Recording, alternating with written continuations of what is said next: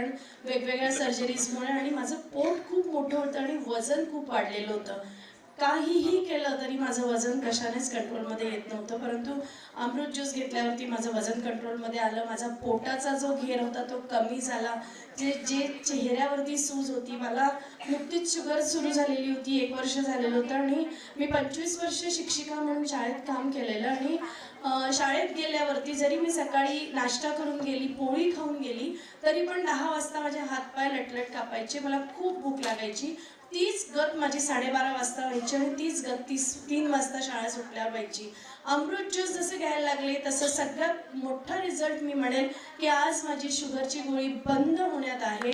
म्हणजे फक्त 8 महिन्यात हा रिझल्ट असा आला की हातपायाचं लटलट कापणं थांबणं, भूक लागणं गडीगडी ते पण थांबलं. माझा थायरॉईडचा ट्रिमेंडस रिझल्ट आला.